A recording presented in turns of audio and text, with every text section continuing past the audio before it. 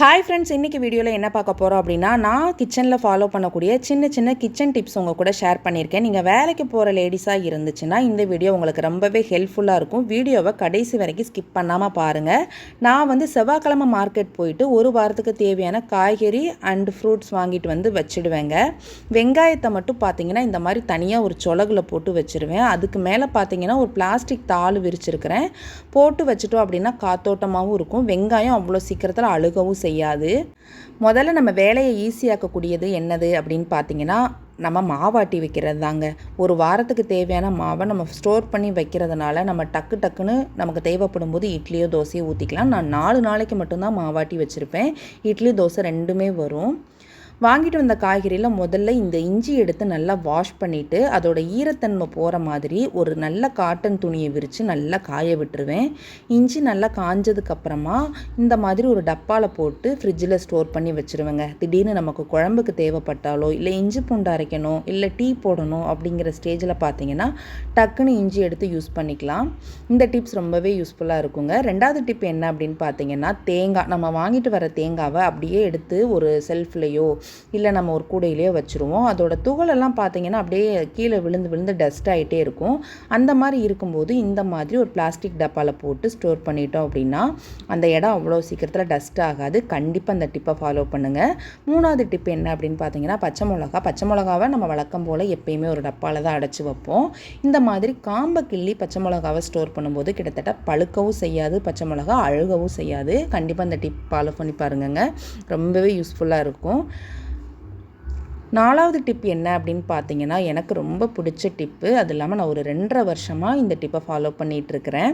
நம்ம வாங்கிட்டு வர கொத்தமல்லியை வந்து ஒன்று கவரில் போட்டு வைப்போம், இல்லை இந்த மாதிரியெல்லாம் கட் பண்ணி டப்பாவில் போட்டு வைப்போம். என்ன தான் டப்பாவில் போட்டு வச்சாலும் ஒரு மாதிரி வாடின மாதிரி ஆயிரும்.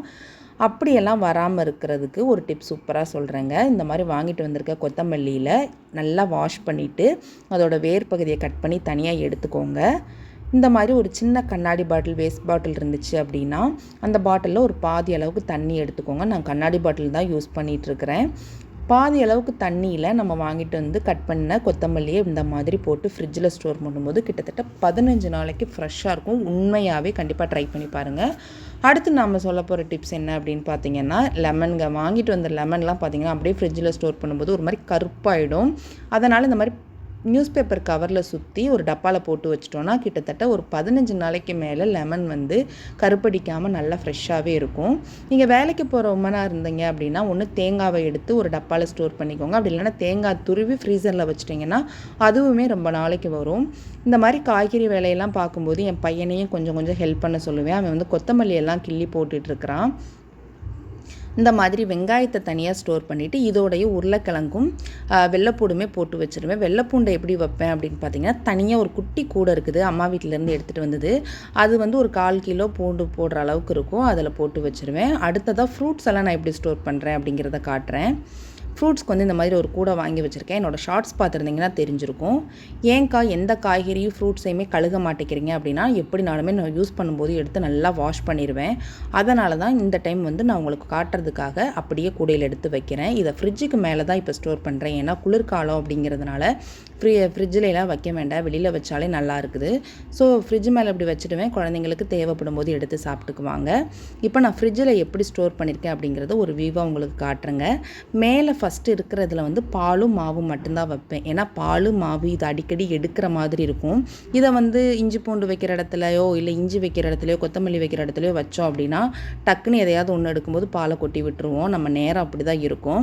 ஸோ எடுக்கக்கூடிய பொருட்களை தனியாக வச்சுக்குவேன். கீழே வந்து பார்த்திங்கன்னா உங்களுக்கு கொத்தமல்லி பார்த்தாலே தெரியும் இல்லையா, இந்த மாதிரி வச்சுட்டு நமக்கு தேவைப்படும் போது ஒரு சிசர் வச்சு கட் பண்ணி எடுத்துக்குவேன்.